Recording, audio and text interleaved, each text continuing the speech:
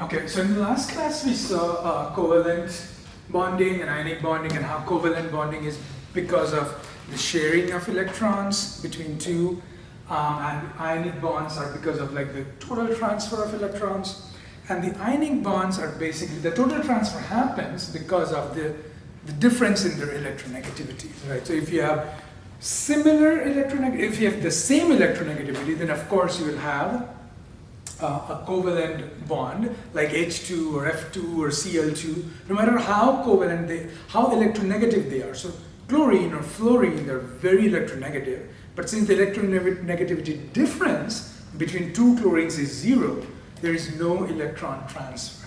There is only electron sharing between the two. Okay, so that was covalent. There is that is covalent bonding. There is also a concept called coordinate covalent bond or dative bond, and we'll see an example of that sometime later. We also saw ionic bonds and how when you have more electronegativity difference between a certain number more, which I do not remember, when you have a lot of electronegativity difference, then you have an ionic character. Now, the Fazan's rule kind of gives you an idea about which of the two, what characteristics of these elements, the cations and the anions, should have that will make the bond more covalent in nature. So what was that? So a smaller cation and a bigger anion gives rise to more covalent character. So if you have that thought out properly, then it should also connect to the electronegativity, ionization potential, and the sizes and everything. But yes, so that is why when you have a CS, which is on the left-hand side in the bottom, which is cesium. If you have a cesium fluoride versus a sodium fluoride, the cesium fluoride will be more ionic because the sodium is a smaller cation. Because of that smaller cation, it has more covalent character. And cesium has also less ionization enthalpy. Therefore, when you have less ionization enthalpy and less electronegativity. So the metallic character of all these metals are increasing down the group. So the metallic character is increasing. So when you have more metallic character than a less metallic character, so the difference is more in the electronegativity, and you get an ionic bond, or a more ionic character in that bond. Okay. Now we also briefly saw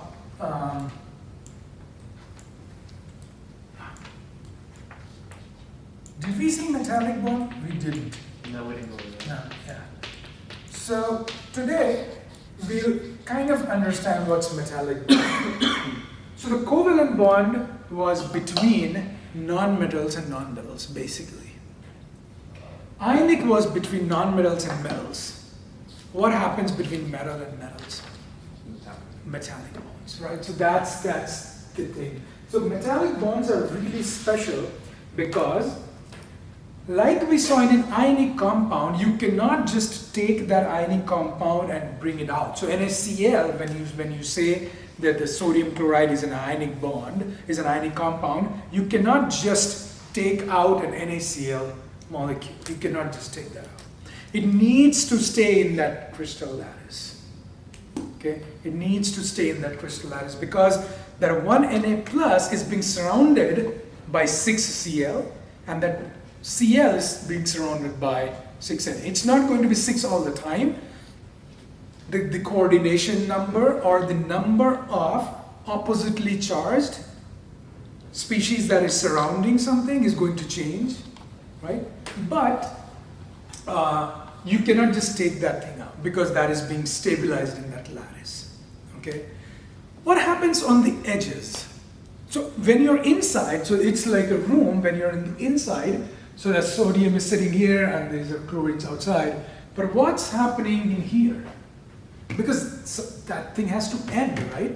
So this, if this is like one of the edges, there's one sodium or one chlorine sitting here. Do you think that is more stable or less stable than a sodium sitting here? So there is a sodium sitting here as well on the edge, right? Less. Less stable. Why? Because it would be the first to react with anything. No, so that is the consequence. But why is it less stable? So the higher reactivity is a consequence of being less stable. But why is it less stable? It's farther It's away. further away From what? the nucleus, I guess. There is no nucleus in here. It's the inside. So what's the difference between an inside sodium and this sodium? Just think. Inside surrounded. So if you have more chlorine surrounding inside and a less number of chlorine surrounding this, so what? You're going in the right direction, so what? No. Less energy that needs to, I mean, I don't know which words. Less I know energy what is- I want to say, but I don't know. So more attractive forces between that sodium and chlorine, and the more attractions you have, the more stable that entire thing is. So a sodium which is getting attracted from 6 chlorides, Cl minuses, has more number of interactions. And this is an attraction, not a repulsion. So more number of attractions. So I am sodium and I'm getting attracted. So I'm being stabilized by like multiple chlorides. So these attractions are, so another thing, attractions will bring stability and repulsions will decrease the stability or increase instability. Okay? So attractions are, whenever you have attraction, that amount of attraction that you have, and what's that amount of attraction? Constant times Q1, Q2 by R squared. So that attraction is going to lower the energy, that attraction. And if you have repulsions, the energy will go up or go higher in the, like with that same amount. So KQ and Q2 by R squared. So we have attractions, their energy is dropping. So they have 6 attractions. So 6 times the energy is dropping. So 6 times certain energy is getting dropped. So 6x, let's suppose. And in here, maybe, I don't know, 3. I don't know, whatever. So this. What happens on that edge? So this was a face. What is happening on that edge? Even less number of, or this edge, even less number of attractions. Because now you're, so at least getting all the attractions from this side, but in here, even less number of attractions. And what happens on the absolute edge? Even less number. So that is why, where do you think is the highest amount of reactivity amongst the entire sodium chloride block? So inside, on the face, on this edge, or on the vertex? Well, let me change that question. Say you have a block sitting, okay? A block of concrete sitting. Where does it erode the fastest? Because water is coming and interacting with the concrete. Is it the inside, the face, the edge, or that vertex? That vertex, because so many bonds are not being satisfied. And that is why when you see on the buildings, sometimes I do not know if I have seen here somewhere, but even if you have concrete buildings, on the roofs, they will put like a metal, like a L metal to protect the edges. Why the edges? Why not? Because the edges are most reactive.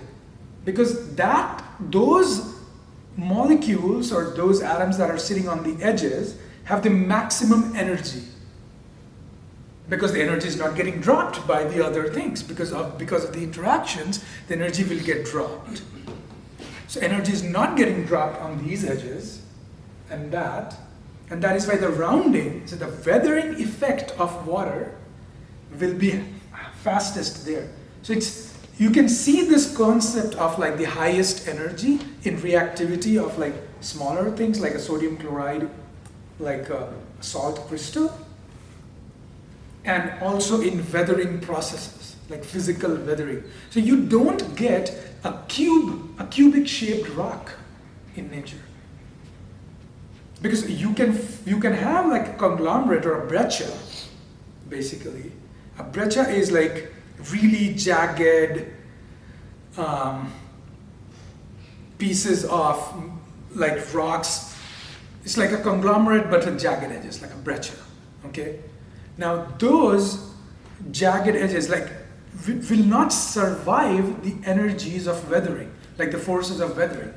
So be it aqueous, like water-based weathering, or wind-based weathering, whatever. So nature will try to interact with the highest energy surfaces and make it smooth. So like a sphere is like the least energetic one.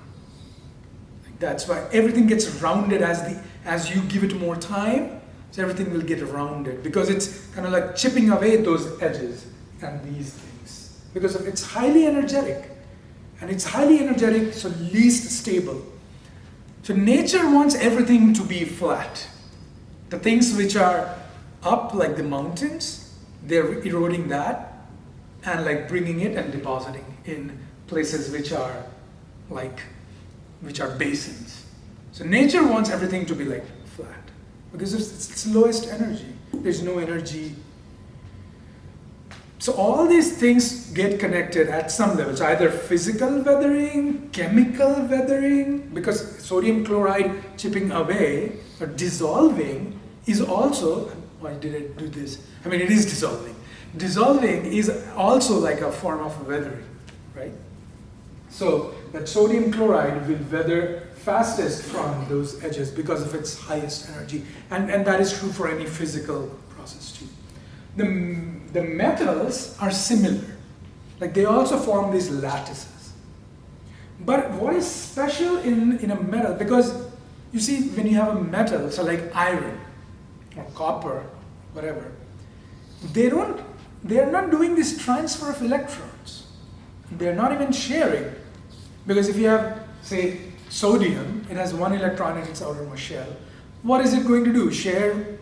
So that sharing is not going to be really easy because for fluorine or chlorine, it was just one electron sharing and they were getting to an octet. In here, you need to get 7 more electrons for your stable octet. So you need to be grouped with 7 other sodium atoms.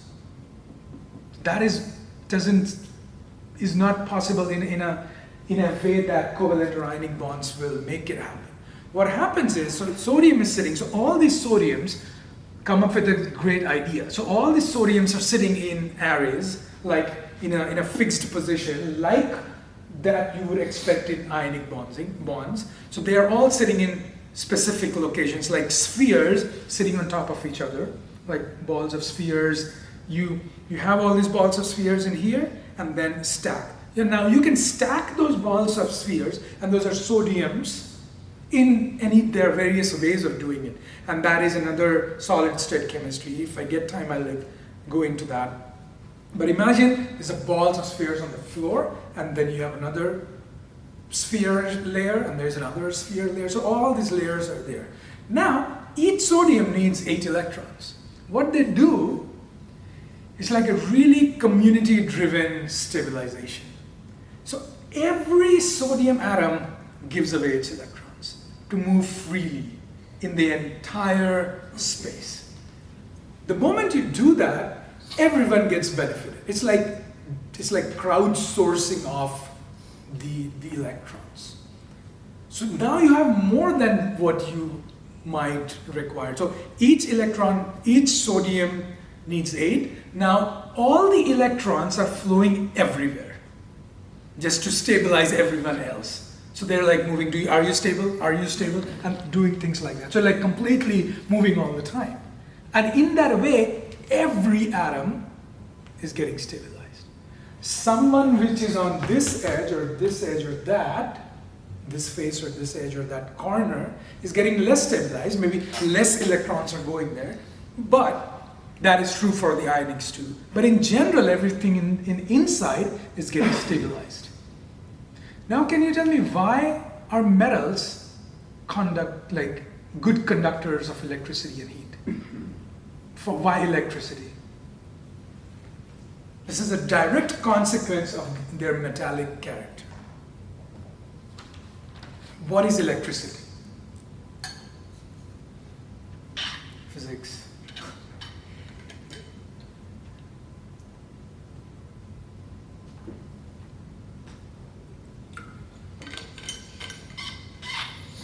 Come on, you guys know it.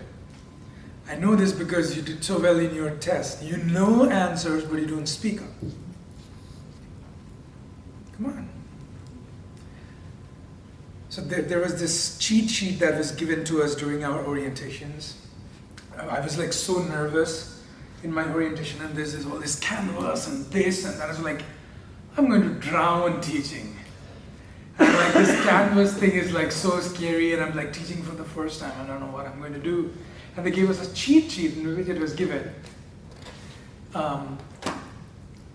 Do not speak when you question something in a class. When you pose a question, the general wait time for anyone to respond, the general class is like 1 second.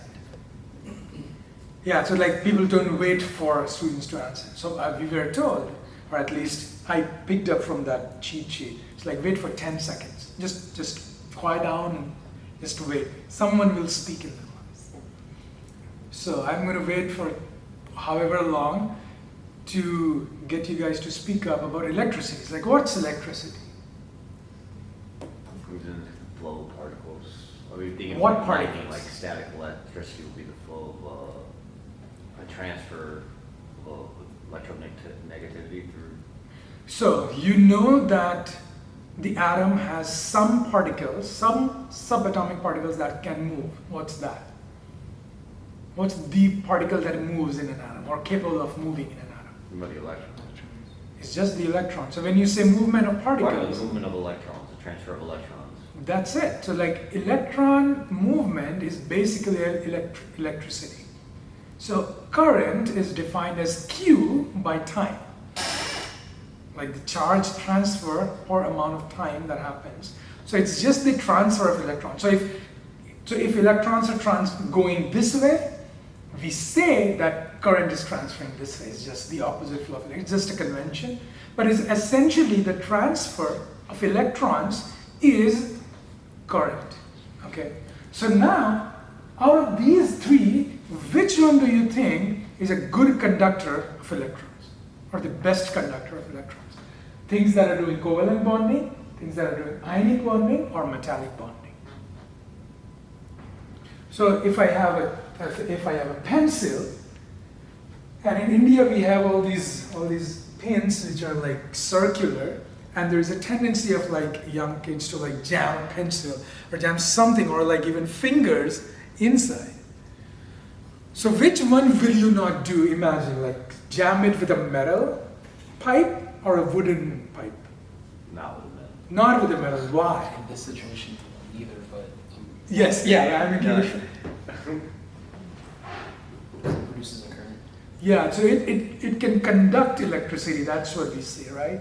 So metals are good conductors of electricity, and this is the reason, because of their metallic bonding, because the electrons are free. So all these small balls that are like anything except the external electron, so the kernel, the KERNEL, everything, so the nucleus and all the electrons except the outermost electrons are represented as, imagine as like spheres, they're sitting.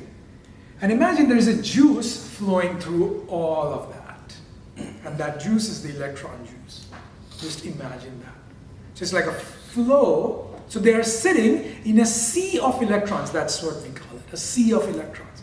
And because of that flow, metallic things or things that have metallic bonding, and metals have metallic bonding, that's the name, they're good conductors of electricity because they will facilitate electron transfer.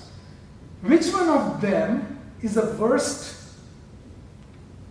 one that will facilitate electron transfer. Is the worst conductor or a bad conductor of electricity. Covalent? The covalent. Because it's just a non-metal and a non-metal. Yeah, and it's like bound. That electron is bound. That's not moving anywhere. It's like a bonded pair of electrons. So when I say bonded pair, that means it's bonded and it's not moving. There's no free electrons or no lone pair of electrons. Even if you have lone pairs, like they're not moving. As compared to some of the ionics. Because ionic means there are ions. The moment you have ions, there are charged particles. And whenever you have a charge anywhere, there will be a transfer of a charge or a movement of a charge. And that also means that if you have salt, if you dissolve it in water, so water, if you have pure water, like H2O and nothing else, it's not a conductor of electricity. It's not going to do anything. But the moment you put sodium chloride in it, what's sodium chloride going to do?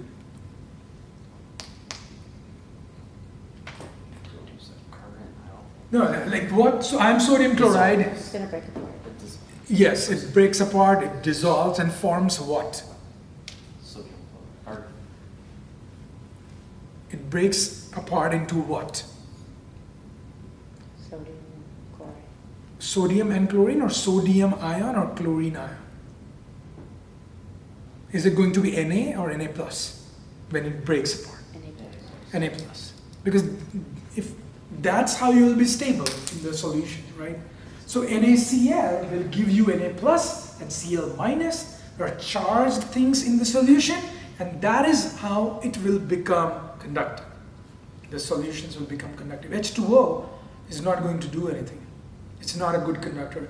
If you have ions in that solution of any, like ions of any sort, then there will be a charge transfer, conductivity, and things like that. So all these different things, like because of their bonding, because of the different types of bondings that they have, will have different kinds of properties. Okay. Now I'm not going into like all these properties, but in general, like the nonmetals will be, so the metals are generally solid. Generally speaking, they're like solid. Nonmetals could be like, the sulfur is like a nonmetal, but it's still a solid. But there are also gaseous nonmetals, like the gases that you have. All these are, but metals, generally speaking, they are metallic, except mercury, which is like a liquid metal, but it's one of the very dense metals. So, like it's more dense than iron, even. So do not be fooled by its liquid state. It's very, very dense. So like a block of iron versus a block of the same volume, block of mercury, the mercury will be much more dense. And I do not know the exact numbers, but it's very dense. And same goes for like gold. It's extremely dense. It's heavy. And when like in movies, when in movies they show like some people are just robbing away a bank with like this much gold. Can you pick up this amount of metal, like iron? Maybe, but it's going to be even more difficult to a bag of iron versus a bag of gold. Gold is going to weigh much more than that. So like a person just running away with a bag of gold, it's highly unlikely. Right, it's so dense, and same goes for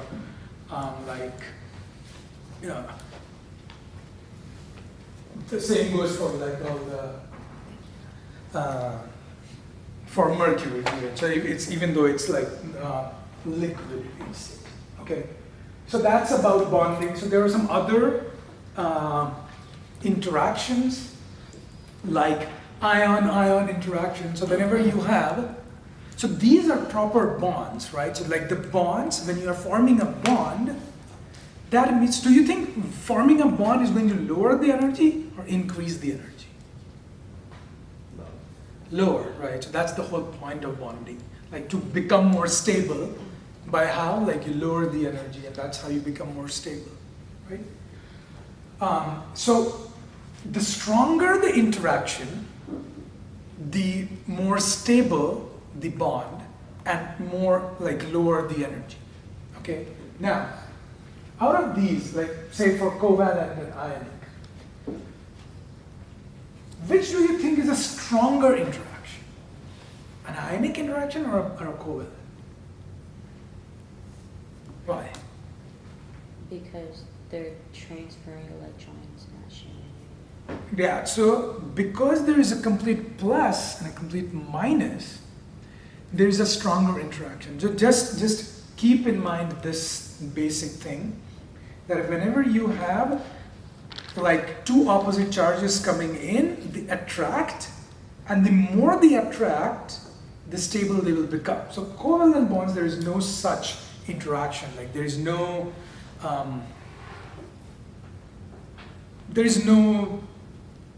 electrostatic interaction or electrostatic bonding that is going to lower down. The lowering down, there is a lowering down, but there is more stabilization in ionic bonds. So that is why we have more, so these are more stable.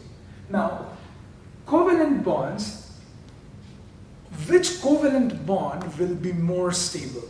A covalent bond in which there is equal amounts of electronegativity or there is some difference in electronegativity? Or what will happen in a covalent bond when you have a slight difference in electronegativity versus no difference in electronegativity? The slight one would like the electron be pulled more towards the one that has the more Because of a property called electronegativity. electronegativity, right? So if there is an electronegativity difference, there is a pull of electrons from one atom to the other. So for example, if you have HCl,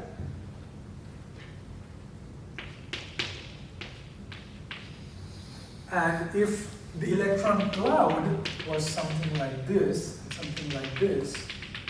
previously, now when they are bonded, the sizes will differ, of course, like this has to be smaller. Yeah, but when they bond, the electron cloud will not be something like this. It won't be like equally distributed. It will be something like this, in which the electrons of this whole thing is getting pulled towards Cl. So when you're getting pulled towards that, there is a slight negative charge growing on one of them. So which one of them will have a slight negative charge? Cl towards Cl or towards H? Cl, because this is getting, but it's not a complete negative, it's like a small amount, and we call this delta. It's like a small amount of negative is being generated on that side, but this entire thing is neutral, right? So to keep this neutral, a slight positive charge develops on this side, right? So this generates two poles. A covalent bond in which there is a slight electronegativity difference between the two constituents generates a pole. So it generates a molecule that is slightly polar. So this is a polar covalent compound.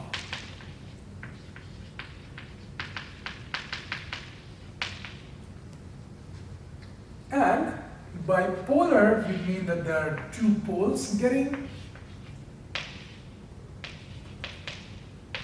generated. And whenever you have two charges of opposite nature, there is a dipole moment.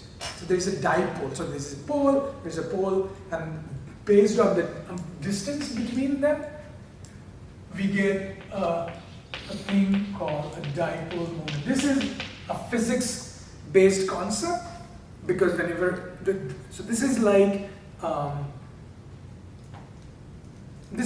force, or this is just a physical quantity that we define. Like we have